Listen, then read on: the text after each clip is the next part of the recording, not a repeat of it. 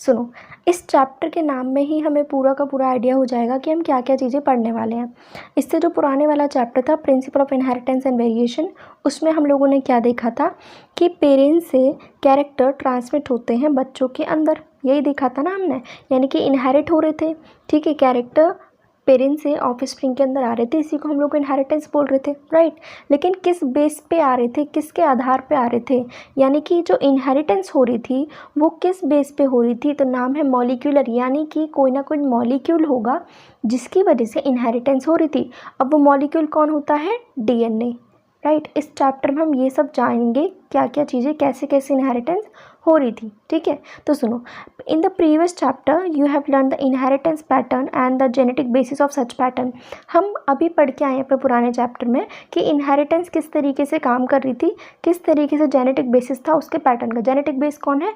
DNA, right. उसके बाद at the time of Mendel, अब मेंडल के टाइम पे ना उन्होंने बताया था हमें फैक्टर्स के बारे में, ठीक है, लेकिन उन फैक्टर्स का कोई नेचर नहीं जानता था। यानी कि at the time of Mendel the nature of those factors regulating the pattern of inheritance was not clear, क्योंकि मेंडल के टाइम पे अच्छे से डिस्कवरी वगैरह नहीं हुई थी, है ना। तो उस टाइम पे फैक्टर्स यानी कि जो जीन थे ना उसके बारे में कोई खास इतना जानता नहीं था। तो हमें ये नहीं पता था कि जो जीन है वो किस तरीके का दिखता है, उसका काम क्या होता है, किस तरीके का नेचर है। ठीक है, over the next 100 years the nature of protective genetic material was investigated. करीबन 100 सालों बाद हम लोगों को पता चला, यानी कि जो हम सोच रहे थे ना कि डीएनए ही जेनेटिक मटेरियल हो सकता है, प्रोटेक्टिव मतलब हमने जो माना था, हमने सपोज किया था, उसकी इन्वेस्टिगेशन स्टार्ट हुई and culminating in realization that DNA is the genetic material. तो इन्वेस्टिगेशन से हमें क्या पता चला कि रियल में हमारे पास डीएनए यानी कि जो डीऑक्सीराइबोन्यूक्लिक एसिड है वो ही अपने पास जेनेटिक मटेरियल होता है। ठीक है, अब at least for the majority of organism, अब यहाँ पे मैंने मेजोरिटी ऑफ ऑर्गेनिज्म बोला, यानी कि लगभग बहुत ज़्यादा लोगों में मेजोरिटी ऑर्गेनिज्म के अंदर क्या मिलेगा? डीएनए। इसका मतलब कुछ ना कुछ ऐसे ऑर्गेनिज्म भी होंगे जिनके पास क्या होगा? आरएनए। वो लोग कौन होते हैं? वायरस होते हैं। ठीक है, कुछ ना कुछ वायरसेस होते हैं, जैसे कि एड्स का हो गया, एचआईवी वायरस होगा, काफ़ी सारे वायरस होते हैं जिसके अंदर आरएनए जीनोम मिलता है। ठीक है, in class 11th you have learn that nucleic acid are polymers of nucleotides. हमने क्लास 11th में पढ़ा था कि जो हमारा जो न्यूक्लिक एसिड का जो पॉलीमर है ना वो न्यूक्लियोटाइड से बना है। एग्जाम्पल, ये न्यूक्लियोटाइड 2, 3, 4, 5, 6, ठीक है, ये पूरी मेरे पास एक चेन बन गई। अब इसको बोलेंगे हम न्यूक्लिक एसिड बोलेंगे। ठीक है, यानी कि जो न्यूक्लिक एसिड है जो कि पॉलीमर है उसका मोनोमर कौन है? तो मोनोमर कौन है? न्यूक्लियोटाइड। यानी कि अपने पास जो डीएनए की जो पूरी चेन बनती है पूरी, वो किससे बनी है? अपने पास न्यूक्लियोटाइड से बनी है। ठीक है, तो यानी कि इतना हम सब क्लास 11 में पढ़ के आए हैं। तो अब सुनो, डीएनए और आरएनए हमारे पास दो तरीके के न्यूक्लिक एसिड हैं जो कि लिविंग सिस्टम के अंदर मिलते हैं। ठीक है, अब डीएनए ही जेनेटिक मटेरियल है in most of organism. RNA दो it also act as genetic material in some viruses. मैंने अभी आपको बताया था आरएनए भी जेनेटिक मटेरियल होता है लेकिन कुछ वायरसेस के अंदर। Mostly function as a messenger RNA, ये ज़्यादातर मैसेंजर आरएनए की तरह काम करता है। इसके अलावा इसके पास कुछ एडिशनल रोल भी होते हैं।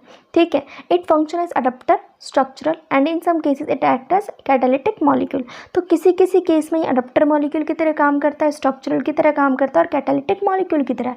कैटालिटिक मतलब जो रिएक्शन की स्पीड इंक्रीज कर देता है उसे हम बोलते हैं कैटालिटिक मॉलिक्यूल। ठीक है, कैटलिस्ट वगैरह। तो in class 11th you have already learn the structure of nucleotide and the way these monomer units are link to form nucleic acid polymers. तो अभी मैंने आपको बताया कि क्लास 11th में हम लोग पढ़ के आए थे कि किस तरीके से न्यूक्लियोटाइड का स्ट्रक्चर होता है, वो हम थोड़ा बहुत पढ़ रखा है, बट आज हम उसको डिटेल में पढ़ेंगे। ठीक है, और किस तरीके से मोनोमर के यूनिट आपस में लिंक करके बनाती हैं एक चेन जिसको हम बोलते हैं न्यूक्लियोटाइड्स की चेन। ठीक है, इसी तरीके से अपने पास हम यहाँ पढ़ेंगे किस तरीके का डीएनए का स्ट्रक्चर होता है, इसकी रेप्लिकेशन। अब रेप्लिकेशन का मतलब होता है अपने पास, देखो, जब डीएनए से वापस से डीएनए बने उसी को हम बोलेंगे रेप्लिकेशन। ठीक है, और जब डीएनए से जब आरएनए बनता है उसको बोलते हैं ट्रांसक्रिप्शन, और जब आरएनए से कोई प्रोटीन बनवाएंगे हम उसको बोलते हैं ट्रांसलेशन। तो इस चैप्टर में हम क्या क्या पढ़ेंगे? हम पढ़ेंगे the process of making RNA from DNA यानी ट्रांसक्रिप्शन, फिर जेनेटिक कोड, कैसे कैसे अपने पास जेनेटिक कोड जो कि डिटरमाइन करता है किस तरीके से अमीनो एसिड्स प्रेजेंट होंगे प्रोटीन के अंदर, ठीक है, किस तरीके से प्रोटीन बनेगा, यानी आरएनए से प्रोटीन किस तरीके से बनेगा थ्रू द प्रोसेस ट्रांसलेशन, ठीक है, फिर किस तरीके से अपने पास जीन का रेगुलेशन होगा, ठीक है। इसके इस चैप्टर में हम ये पूरा का पूरा इंट्रो है। तो बेसिकली हम पूरा पहले डीएनए पढ़ेंगे, फिर आरएनए पढ़ेंगे, प्रोटीन पढ़ेंगे, फिर आगे human genome project, DNA fingerprinting, काफ़ी सारी चीज़ें हम लोग पढ़ने वाले हैं, ठीक है।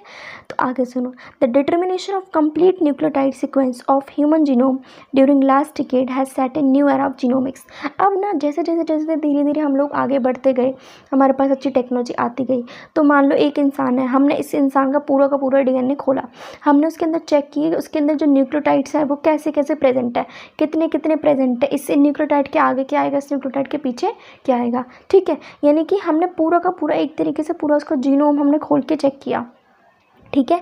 तो इस in the last section the essential of human genome sequencing and it's consequences will also be discuss. तो चैप्टर के लास्ट सेक्शन में हम लोग पढ़ेंगे किस तरीके से ह्यूमन जीनोम सीक्वेंसिंग की जाती है और उससे हमें आगे जाके रिजल्ट क्या मिला, ठीक है।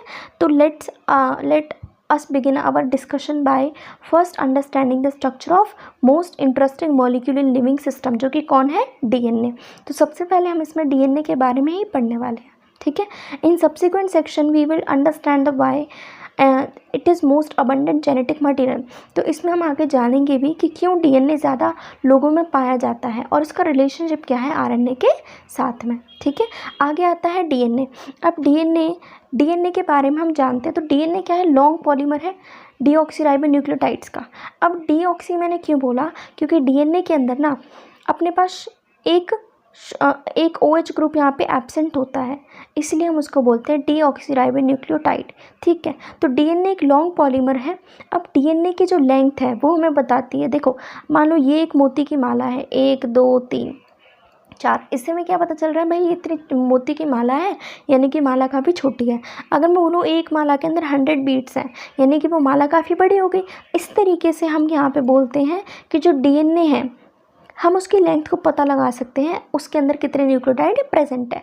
तो length of DNA is usually defined as number of nucleotide of pair of nucleotide refer to as base pair. अब सुनो, न्यूक्लियोटाइड का मतलब एक चेन हो गई, और बेस पेयर भी बोला है, यानी जब इसकी पेयरिंग करवा दोगे एक और चेन के साथ तो बेस पेयर बोलेंगे, ठीक है। न्यूक्लियोटाइड यानी एक चेन, क्योंकि डीएनए हमारा ऐसा होता है ना डबल चेन, तो एक चेन तो ये वाली तो ये रही, और दूसरी चेन ये कहाँ है, जब इसके साथ में हमने ये अटैच कर दी तो इसको बोलते हैं बेस पेयर। जब दो चेन्स होंगी तो बेस पेयर, और जब सिंगल हम बोल रहे हैं न्यूक्लियोटाइड्स यानी कि उसके पास एक ही चेन प्रेजेंट है, ठीक है। तो ये कैरेक्टरिस्टिक्स है किसी भी ऑर्गेनिज्म की। कैरेक्टरिस्टिक्स का मतलब अगर मैंने बोला अपने ह्यूमन के पास अगर 3.3 × 10⁹ बेस पेयर हैं तो उस इंसान के पास इतने ही होंगे, उस स्पीशीज़ के पास, ऐसा नहीं कि उसके पास बढ़ जाएंगे, ठीक है।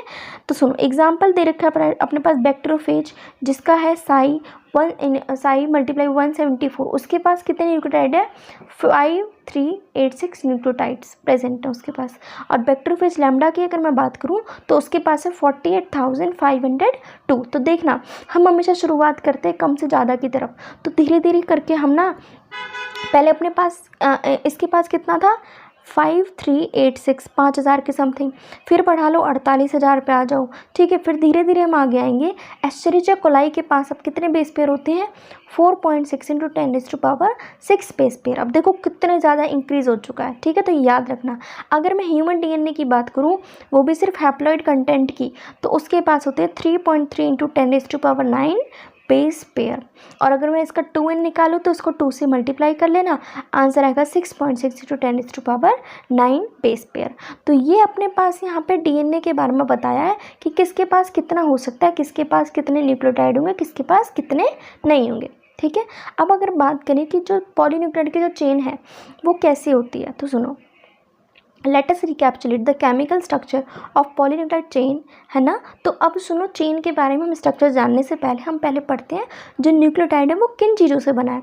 तो वो 3 चीज़ों से, number 1 nitrogen base, number 2 sugar, number 3 तुम्हारे पास होगा फॉस्फेट, ठीक है। क्या होगा, फॉस्फेट। अब अपने पास ये 3 चीज़ें होती हैं जो कि न्यूक्लियोटाइड बनाते हैं। अब आप याद रखोगे, ठीक है। तो न्यूक्लियोटाइड के पास कितने कंपोनेंट है? 3। Number 1 nitrogen base, number 2 pentose sugar, number 3 आपके पास होगा फॉस्फेट ग्रुप। अब एक चीज़ याद रखो, शुगर में डिफरेंस आ सकता है। जो डीएनए होता है उसके पास होगी डीऑक्सीराइबोस शुगर, और जो आरएनए होगा उसके पास होगी राइबोस शुगर, क्योंकि डीएनए के पास से हमने एक ऑक्सीजन को वहाँ से हटा दिया है, और जबकि आरएनए के पास ऑक्सीजन प्रेजेंट है, तो डी मतलब कि वो रिमूव आउट कर दिया है हमने, ठीक है। और फॉस्फेट और नाइट्रोजन बेस तो कॉमन होंगे होंगे, ठीक है। अब अगर मैं बात करूं कि हमारे पास जो नाइट्रोजन बेस है वो किस किस तरीके के हो सकते हैं, तो वो होते हैं नंबर 1 प्यूरिन्स। अब प्यूरिन्स होते हैं अपने पास 2 तरीके के, एडेनाइन ग्वानिन, इसको याद रखोगे एजी से, ठीक है। नेक्स्ट आते हैं अपने पास पिरिमिडिन। अब पिरिमिडिन होते हैं अपने पास 3, TCU। अब इसको याद रखोगे AG TC दे दो, ठीक है। हम स्कूल में जाते हैं TC लेने, तो A से एडेनाइन, G से ग्वानिन, T से थायमिन, C से साइटोसिन, U से यूरेसिल। अब डिफरेंस समझना जो मैं आपको यहाँ पे समझाने वाली हूँ डीएनए और आरएनए के बीच में। तो बेटा जी डीएनए के पास ना क्या प्रेजेंट है? AGTC, ठीक है। अगर मैं आरएनए की बात करूँ तो आरएनए पे प्रेजेंट होता है AG, T की जगह पे प्रेजेंट होगा यूरेसिल और C, यानी कि अपने पास थायमिन की जगह आरएनए में कौन आ गया? यूरेसिल, ठीक है। तो डिफरेंस समझते जाना, आरएनए में पहले क्या था? राइबोस शुगर, और डीएनए में क्या थे? Deoxyribose sugar. पहला डिफरेंस ये था। सेकंड डिफरेंस क्या है? थायमिन की जगह पे कौन आ गया? यूरेसिल आया है, ठीक है।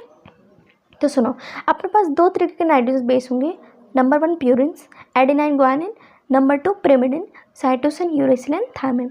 अब साइटोसिन कॉमन होता है, चाहे वो डीएनए, देखो यहाँ पे भी है प्रेजेंट आरएनए में और यहाँ पे भी है, तो इसमें ऐसा कोई फर्दर कोई डिफरेंस नहीं होता, ठीक है। अब साइटोसिन यानी कॉमन है दोनों डीएनए के लिए भी आरएनए के लिए भी। थायमिन प्रेजेंट होता है डीएनए में और यूरेसिल प्रेजेंट होता है आरएनए के अंदर, ठीक है। नाइट्रोजन बेस का अगर मैं बताऊं कि कौन सी चीज़ कैसे जुड़ेगी, तो सुनो, देखो ये होता है nitrogen base. A4 adenine, T4 thymine, G4 guanine, C4 cytosine, ठीक है। मैंने आपको 3 चीज़ें समझाई थी, nitrogen base plus sugar plus phosphate, ये तीनों चीज़ें मिलकर बनाती हैं न्यूक्लियोटाइड। क्या बनाएंगी? न्यूक्लियोटाइड। तो सुनो, नंबर 1 नाइट्रोजन बेस हो गए। अब ये दूसरी चीज़ क्या है? फॉस्फेट, और बीच की जो चीज़ बची ये क्या है? शुगर। आ गई 3 चीज़ समझ में। अब ऐसे करके ये भी जुड़ गया, ये भी जुड़ गया, ये भी जुड़ गया, बहुत सारी इस तरीके से अपने पास न्यूक्लियोटाइड की चेन बनती जाएंगी, ठीक है। अब सुनो, आखिरकार ये चीज़ें लिंक कैसे करती हैं। तो अपने पास जो एडेनाइन है या फिर जो नाइट्रोजन बेस है वो अपने शुगर से किस तरीके से जुड़ा होगा, तो शुगर के फर्स्ट कार्बन पे जुड़ा रहता है अपना एडेनाइन, ठीक है। कैसे जुड़ेगा? शुगर के फर्स्ट कार्बन पे प्रेजेंट होता है OH, उसके वहाँ पे वो कंबाइन कर जाता है, जॉइन होता है किस बॉन्ड के through? N glycosidic linkage bond के थ्रू वो वहाँ पे प्रेजेंट होता है, ठीक है। तो नंबर 1 अपने पास समझ में आ गया कि जो थायमिन है या फिर ग्वानिन है या फिर साइटोसिन है, एडेनाइन है, यानी नाइट्रोजन बेस शुगर से किसके थ्रू जुड़ेंगे? N ग्लाइकोसिडिक लिंकेज के थ्रू। अब न्यूक्लियोसाइड समझते हैं वो क्या होता है। जब नाइट्रोजन बेस प्लस शुगर को आप लोग जोड़ दोगे तो बोलोगे न्यूक्लियोसाइड।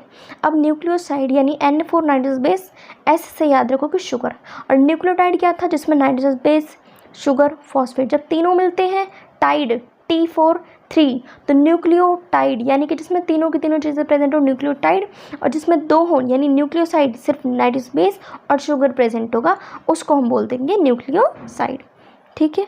अब देखो अपने पास यहाँ पे जैसे कि ना बोला है, जो नाइट्रोजन बेस है वो लिंक करेगा पेंटोज शुगर के पहले कार्बन पे through the N glycosidic linkage, और क्या बनाएगा आगे जाके? न्यूक्लियोसाइड बनाएगा, ठीक है। जैसे कि अब अपने पास बनेगी डीएनए के अंदर भी शुगर बनेगी, न्यूक्लियोसाइड बनेगा, और आरएनए के अंदर भी। तो डीएनए की अगर बात करूँ तो डीएनए में आगे लगा देंगे डीऑक्सी एडिनोसिन, और आरएनए में लगा देंगे सिर्फ एडिनोसिन, वहाँ से डी वर्ड हम वहाँ से हटा देंगे, ठीक है। इसी तरीके से अगर ग्वानिन अगर मेरा जुड़ा है शुगर के साथ तो वो कैसे होएगा? तो ग्वानोसिन आरएनए के केस में और डीऑक्सी ग्वानोसिन डीएनए के केस में। इसी तरीके से जब साइटोसिन जुड़ेगा अपने पास शुगर के साथ तो क्या बनेगा? साइटिडिन आरएनए के केस में, डीऑक्सी साइटिडिन डीएनए के केस में। हाँ ठीक है। अगर मैं यूरेसिल को जोड़ रही हूँ शुगर के साथ, अब यूरेसिल किस में होता है, सिर्फ आरएनए में, तो बोलेंगे यूरेडिन। और अगर वो थायमिन, अपने पास थायमिन जुड़ा है किसके साथ, शुगर के साथ, तो बोलेंगे डीऑक्सीथायमिडिन। समझ में आ गया, इस तरीके से होगा। अब देखते हैं जो मेरा जो फॉस्फेट ग्रुप है वो किस तरीके से लिंक होता है न्यूक्लियोसाइड के साथ में। देखो ये चीज़ें तो लिंक हो गई ना अपने आप एन ग्लाइकोसिडिक लिंकेज के थ्रू। अब इस जो फॉस्फेट है इसको भी तो जोड़ना पड़ेगा किसी चीज़ से। तो सुनो, अपने पास पहले कार्बन पे तो जुड़ गया था यहाँ एन ग्लाइकोसिडिक बॉन्ड के थ्रू शुगर और नाइट्रोजन बेस। अब जोड़ते हैं फॉस्फेट को न्यूक्लियोसाइड से, क्योंकि दोनों चीज़ें क्या है, न्यूक्लियोसाइड। ठीक है, तो सुनो, अपने शुगर के पास 5th कार्बन पे, ये 5th कार्बन है, यहाँ पे बैठा रहता है मेरा OH। ठीक है, अब इसके 5th कार्बन पे OH बैठा है, इसके थ्रू लिंक करेगा मेरा फॉस्फेट न्यूक्लियोसाइड से, किस बॉन्ड के थ्रू, फॉस्फो एस्टर लिंकेज। किसके थ्रू करेगा, फॉस्फो एस्टर लिंकेज। ठीक है, तो जब फॉस्फेट ग्रुप लिंक करता है 5वें कार्बन पे जहाँ पे बैठा है OH न्यूक्लियोसाइड पे, तो कौन सा बॉन्ड बनेगा वहाँ पे, फॉस्फो एस्टर लिंकेज। इस तरीके से अपने पास वहाँ पे चीज़ें बनती जाएंगी। ठीक है, अब देखो अपने पास यहाँ पे एक न्यूक्लियोटाइड प्रेजेंट है, यहाँ पे देखो एक मिनट, एक ये रहा न्यूक्लियोटाइड, एक ये न्यूक्लियोटाइड, बीच में एक फॉस्फेट है। अब ये फॉस्फेट एक लिंक बना रहा है दोनों के बीच में, तो यहाँ पे इधर से भी जुड़ेगा, इधर से भी जुड़ेगा, तो ये जो बॉन्ड बनेगा इसको बोलेंगे डाई एस्टर, फॉस्फोडाइएस्टर लिंकेज। ठीक है, तो फॉस्फोडाइएस्टर लिंकेज। अब ये है 3-5-, क्योंकि देखो ये है 5- और ये है 3-, तो ये बनेगा 3-5- फॉस्फोडाइएस्टर लिंकेज। ठीक है, तो यहाँ पे दो न्यूक्लियोटाइड आपस में जुड़ते हैं इस लिंकेज के थ्रू। अब ऐसे करके एक न्यूक्लियोटाइड, दूसरा, तीसरा, चौथा, ऐसे करके बहुत सारे न्यूक्लियोटाइड जब जुड़ते जाएंगे उससे बोलेंगे पॉली न्यूक्लियोटाइड चेन। ठीक है, अब एक चीज़ नोटिस करो, अब देखो डीएनए की मैंने आपको बताई कि 3.3 × 10⁹ बेस पेयर प्रेजेंट होते हैं हैप्लॉइड कंटेंट में, यानी कि मेरे पास एक एक्यूरेसी आ गई है कि इतना ही डीएनए के अंदर न्यूक्लियोटाइड प्रेजेंट होंगे, बेस पेयर होंगे, है ना। अब इस चेन को मानो तुम, ये डीएनए की चेन है, अब यानी कि कभी ना कभी तो ख़त्म होगी, यानी ये इसका स्टार्टिंग है, ये इसकी एंडिंग है, समझ के चलना। तो अपने पास यहाँ पे 5' एंड पे ये एंड होता है 5'। क्यों बोला मैंने, क्योंकि देखो यहाँ पे इस एंड पे फॉस्फेट फ्री बैठा है, तो बोल देंगे 5' एंड। ठीक है, अब डीएनए कभी ना कभी ख़त्म तो होगा, जो लास्ट पोर्शन होगा वहाँ पे 3' पे प्रेजेंट होता है OH, जो कि खाली बैठा है, उसके साथ थोड़ी ना कोई लिंक करेगा, तो ये एंड बनेगा 3'। तो बस इतनी चीज़ जाननी है कि 3' एंड और 5' एंड क्या होता है। तो 3' एंड जब OH फ्री बैठा है तो बोलेंगे 3' एंड, और 5' एंड जब वहाँ पे फॉस्फेट लिंक किसी के साथ नहीं कर रहा तो उसको बोल देते हैं 5' एंड। ठीक है, तो a polymer thus formed has one end a free phosphate moiety at 5' end of sugar, जिसको बोलेंगे 5' एंड ऑफ पॉलीन्यूक्लियोटाइड चेन। इसी तरीके से दूसरे एंड पे बैठा है मेरे पास फ्री OH बैठा है तीसरे कार्बन पे, उसको बोलते थे 3' एंड। ठीक है, तो अपने पास बैकबोन बनती है, यहाँ पे अपने पास बैकबोन बनेगी पॉलीन्यूक्लियोटाइड चेन की, क्योंकि यहाँ पे शुगर और फॉस्फेट, यहाँ पे भी शुगर और फॉस्फेट बीच में लिंक करते हैं नाइट्रोजन बेस। तो बैकबोन किसने बनाई, शुगर और फॉस्फेट ने। देखो यहाँ पे डायग्राम भी दिखा रखा है, ये अपने पास यहाँ पे देखो sugar phosphate, sugar phosphate, sugar phosphate, sugar phosphate, इसी तरीके से नीचे है, तो बीच में कौन लिंक कर रहे हैं, नाइट्रोजन बेस। तो बैकबोन किसने बनाई, शुगर और फॉस्फेट ने बनाई है। ठीक है, तो इस तरीके से पॉलीन्यूक्लियोटाइड का अपने पास स्ट्रक्चर होने वाला है।